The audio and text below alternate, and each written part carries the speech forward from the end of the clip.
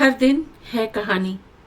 आज की कहानी का शीर्षक है फोटोग्राफर और इसकी लेखिका प्रसिद्ध कथाकारा कर्तुलिन हैदर हैं। आवाज प्रज्ञा पांडे की। मौसमी बहार के फलों से घिरा हुआ बेहद नजर फरेब गेस्ट हाउस हरे भरे टीले की चोटी पर दूर से नजर आ जाता है। टीले के एन नीचे पहाड़ी झील है। एक बल खाती सड़क झील के किनारे किनारे गेस्ट हाउस के फाटक तक पहुंचती है। फाटक के नजदीक वालरस की ऐसी मूछों वाला एक फोटोग्राफर अपना साजो सामान फैलाए एक टीन की कुर्सी पर चुपचाप बैठा रहता है। यह गुमनाम पहाड़ी कस्बा टूरिस्ट इलाके में नहीं है, इस वजह से बहुत कम सयाह इस तरफ आते हैं। चुनांचे जब कोई माहे अस्ल मनाने वाला जोड़ा या कोई मुसाफिर गेस्ट हाउस में आ पहुंचता है तो फोटोग्राफर बड़ी उम्मीद और सब्र के साथ अपना कैमरा संभाले बाग की सड़क की तरफ टहलने लगता है। बाग के माली से उसका समझौता है। गेस्ट हाउस में ठहरी किसी नौजवान खातून के लिए सुबह सवेरे गुलदस्ता ले जाते वक्त माली फोटोग्राफर को इशारा कर देता है और जब माहे अस्ल मनाने वाला जोड़ा नाश्ते के बाद नीचे बाग में आता है तो माली और फोटोग्राफर दोनों उनके इंतजार में चौकस मिलते हैं। फोटोग्राफर मुद्दतों से यहाँ मौजूद है, न जाने और कहीं जाकर अपनी दुकान क्यों नहीं सजाता, लेकिन वह इसी कस्बे का बाशिंदा है। अपनी झील और अपनी पहाड़ी छोड़कर कहाँ जाए। इस फाटक की पुलिया पर बैठे बैठे उसने बदलती दुनिया के रंगारंग तमाशे देखे हैं। पहले यहाँ साहब लोग आते थे, बरतानवी प्लांटर्स, सफेद सोला होट पहने कॉलोनियल सर्विस के जगादरी ओहदेदार, उनकी मेम लोग और बाबा लोग। रात रात भर शराबें उड़ाई जाती थीं और ग्रामोफोन चीखते थे और गेस्ट हाउस के निचले ड्राइंग रूम के चबी फर्श पर डांस होता था। दूसरी बड़ी लड़ाई के जमाने में अमेरिकन आने लगे थे, फिर मुल्क को आजादी मिली और इक्का दुक्का सयाह आने शुरू हुए या सरकारी अफसर या नए ब्याहे शामों को झील पर झुकी धनुक का नजारा करना चाहते। ऐसे लोग जो सुकून और मोहब्बत के मुतलाशी हैं, जिसका जिंदगी में वजूद नहीं। क्यों हम जहां जाते हैं फना हमारे साथ है, हम जहां ठहरते हैं फना हमारे साथ है, फना मुसलसल हमारी हम सफर है। गेस्ट हाउस में मुसाफिरों की आवक जावक जारी है। फोटोग्राफर के कैमरे की आंख ये सब देखती है और खामोश रहती है। एक रोज शाम पड़े एक नौजवान और एक लड़की गेस्ट हाउस में आन उतरे। ये दोनों अंदाज से माहे अस्ल मनाने वाले मालूम नहीं होते थे, लेकिन बेहद मसरूफ और संजीदा से वह अपना सामान उठाए ऊपर चले गए। ऊपर की मंजिल बिल्कुल खाली थी। जीने के बराबर में डाइनिंग हॉल था और उसके बाद 3 बड़े रूम। यह कमरा मैं लूंगा, नौजवान ने पहले बेडरूम में दाखिल होकर कहा, जिसका रुख झील की तरफ था। लड़की ने अपनी छतरी और ओवरकोट उस कमरे के एक पलंग पर फेंक दिया था। उठाओ अपना बोरिया बिस्तर, नौजवान ने उससे कहा। अच्छा।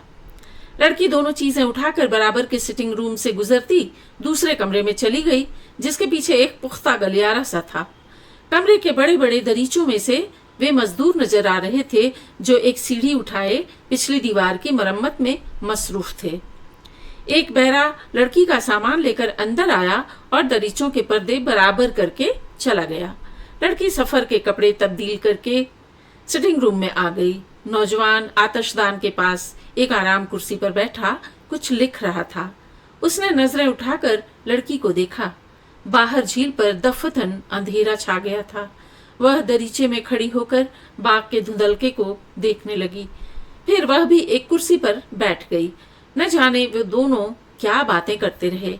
फोटोग्राफर जो अब भी नीचे फाटक पर बैठा था, उसका कैमरा आंख रखता था लेकिन समाज से आरी था।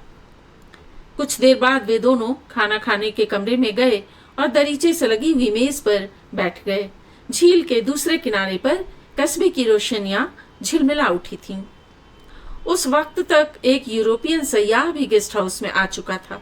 वह खामोश डाइनिंग हॉल के दूसरे कोने में चुपचाप बैठा खत लिख रहा था। चंद पिक्चर पोस्ट कार्ड उसके सामने मेज पर रखे थे। वह अपने घर खत लिख रहा है कि मैं इस वक्त पुरस्रार मशरिक के एक पुरस्कार डाक बंगले में मौजूद हूँ। सुर्ख साड़ी में मलबूस एक पुरस्कार हिंदुस्तानी लड़की मेरे सामने बैठी है। बड़ा ही रोमांटिक माहौल है। लड़की ने चुपके से कहा। उसका साथी हंस पड़ा। खाने के बाद वे दोनों फिर सिटिंग रूम में आ गए। नौजवान अब उसे कुछ पढ़कर सुना रहा था। रात थी, रात गहरी होती गई।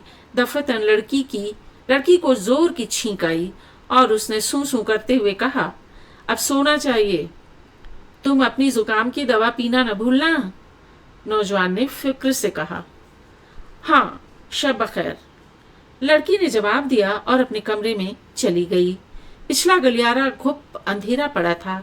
कमरा बेहद पुरसुकून, खुनक और आरामदेह था। जिंदगी बेहद पुरसुकून और आरामदेह थी। लड़की ने कपड़े तब्दील करके सिंगार मेज की दराज खोल दवा की शीशी निकाली कि दरवाजे पर दस्तक हुई। उसने अपना स्याह किमोनो पहनकर दरवाजा खोला। नौजवान जरा खैराया हुआ सा था, सामने खड़ा था। मुझे भी बड़ी सख्त खांसी उठ रही है, उसने कहा। अच्छा। लड़की ने दवा की शीशी और चमचा उसे दे दिया। चमचा नौजवान के हाथ से छूटकर फर्श पर गिर गया। उसने झुककर चमचा उठाया और अपने कमरे की तरफ चला गया। लड़की रोशनी बुझाकर सो गई। सुबह को वह नाश्ते के लिए डाइनिंग रूम में गई। जीने के बराबर वाले हाल में फूल महक रहे थे। तांबे के बड़े बड़े गुलदान ब्रासों से चमकाए जाने के बाद हाल के झिलमिलाते शबी फर्श पर एक कतार में रख दिए गए थे और ताजा फूलों के अंबार उनके नजदीक रखे हुए थे। बाहर सूरज ने झील को रोशन कर दिया था और जर्द व सफेद तितलियां सब्जे पर उड़ती फिर रही थीं। कुछ देर बाद नौजवान हंसता हुआ जीने पर नमूदार हुआ। उसके हाथ में गुलाब के फूलों का एक गुच्छा था। माली नीचे खड़ा है, उसने यह गुलदस्ता तुम्हारे लिए भिजवाया है। उसने कमरे में दाखिल होकर मुस्कुराते हुए कहा और गुलदस्ता मेज पर रख गया।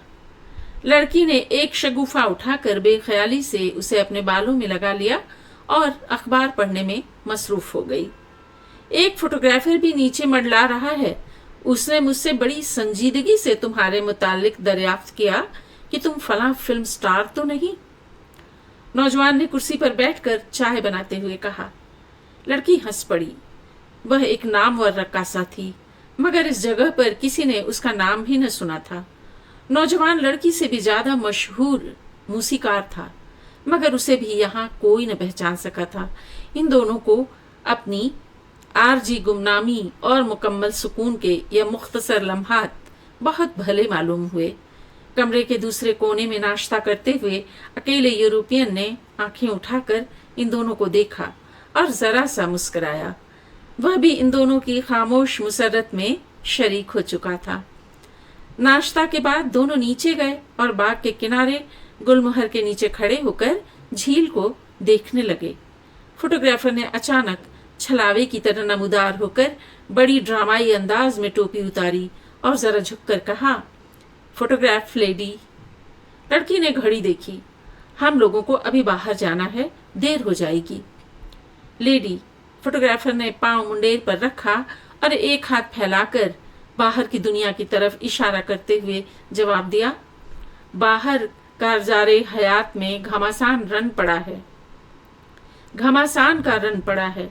मुझे मालूम है इस घमासान से निकलकर आप दोनों खुशी के चंद लम्हे चुराने की कोशिश में मसरूफ हैं। देखिए, इस झील के ऊपर धनुक पल की पल में गायब हो जाती है, लेकिन मैं आपका ज्यादा वक्त न लूंगा। इधर आइए। बड़ा लसान फोटोग्राफर है, लड़की ने चुपके से अपने साथी से कहा।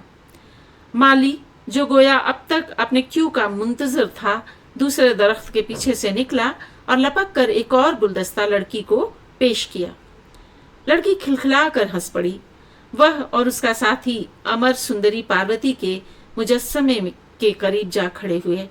लड़की की आंखों पर धूप पड़ रही थी, इसलिए उसने मुस्कुराते हुए आंखें जरा सी चुंधिया दी थीं। क्लिक क्लिक, तस्वीर उतर गई। तस्वीर आपको शाम को मिल जाएगी। Thank you lady. Thank you sir. Photographer ने जरा सा झुककर दोबारा टोपी छुई। लड़की और उसका साथी कार की तरफ चले गए। सैर करके वे दोनों शाम पड़े लौटे। संध्या की नारंगी रोशनी में देर तक बाहर घास पर पड़ी कुर्सियों पर बैठे रहे। जब कोहरा गिरने लगा तो अंदर निवासी मंजिल के वसीय और खामोश ड्राइंग रूम में नारंगी कुमकुमों की रोशनी में आ बैठे। न जाने क्या बातें कर रहे थे जो किसी तरह खत्म होने को ही न आती थीं। खाने के वक्त वे दोनों ऊपर चले गए। सुबह सवेरे वे वापस जा रहे थे और अपनी बातों की मय्यवियत में उनको फोटोग्राफर और उसकी खींची हुई तस्वीर याद भी न रही थी। सुबह को लड़की अपने कमरे में ही थी जब बैरे ने अंदर आकर एक लिफाफा पेश किया। फोटोग्राफर साहब यह रात को दे गए थे, उसने कहा। अच्छा, उस सामने वाली दराज में रख दो, लड़की ने बेख्याली से कहा और बाल बनाने में जुटी रही। नाश्ते के बाद सामान बांधते हुए उसे दराज खोलना याद न रहा और जाते वक्त खाली कमरे पर एक सरसरी नजर डालकर वह तेज तेज चलती कार में बैठ गई। नौजवान ने कार स्टार्ट कर दी। कार फाटक से बाहर निकली। फोटोग्राफर ने पुलिया पर से उठकर टोपी उतारी। मुसाफिरों ने मुस्कुराकर हाथ हिलाए। कार ढलवान से नीचे रवाना हो गई। वह वालरस की ऐसी मूछों वाला फोटोग्राफर अब बहुत बूढ़ा हो चुका है और उसी तरह उस गेस्ट हाउस के फाटक पर टीन की कुर्सी बिछाए बैठा है और सयाहों की तस्वीरें उतारता रहता है जो अब नई फजाई सर्विस शुरू होने की वजह से बड़ी तादाद में इस तरफ आने लगे हैं। लेकिन इस वक्त एयरपोर्ट से जो टूरिस्ट कोच आकर फाटक में दाखिल हुई उसमें से सिर्फ एक खातून अपनी अटैची केस उठाए बरामद हुई और ठिठक कर उन्होंने फोटोग्राफर को देखा, जो कोच को देखते ही फौरन उठ खड़ा हुआ था, मगर किसी जवान और हसीन लड़की के बजाय एक अधेड़ उम्र की बीवी को देखकर मायूसी से दोबारा जाकर अपनी टीन की कुर्सी पर बैठ चुका था। खातून ने दफ्तर में जाकर रजिस्टर में अपना नाम दर्ज किया और ऊपर चली गई। गेस्ट हाउस सुनसान पड़ा था। सयाहों की एक टोली अभी अभी आगे रवाना हुई थी और बैरे कमरे की झाड़ पोंछ कर चुके थे और डाइनिंग हॉल में दरीचे के नीचे सफेद बुर्राक मेज पर छुरी कांटे जगमगा रहे थे। नौवारिद खातून दरमियानी बेडरूम से गुजरकर पिछले कमरे में चली गई और अपना सामान रखने के बाद फिर बाहर आकर झील को देखने लगी। चाय के बाद वह खाली सिटिंग रूम में जा बैठी और रात हुई तो जाकर अपने कमरे में सो गईं। गलियारे में कुछ परछाइयों ने अंदर झांका तो वह उठकर दरीचे में गईं, जहां मजदूर दिन भर काम करने के बाद सीढ़ी दीवार से लगी छोड़ गए थे। गलियारा भी सुनसान पड़ा था। वह फिर पलंग पर आकर लेटी तो चंद मिनट बाद दरवाजे पर दस्तक हुई। उन्होंने दरवाजा खोला मगर बाहर कोई न था। सिटिंग रूम भाएं भाएं कर रहा था। वह आकर फिर लेट रही। कमरा बहुत सर्द था। सुबह को उठकर उन्होंने अपना सामान बांधते हुए सिंगारदान की दराज खोली तो उसके अंदर बिछे पीले कागज के नीचे से एक लिफाफे का कोना नजर आया जिस पर उनका नाम लिखा था। खातून ने जरा ताज्जुब से लिफाफा बाहर निकाला। एक कॉकरोच कागज की तह में से निकलकर खातून की उंगली पर आ गया।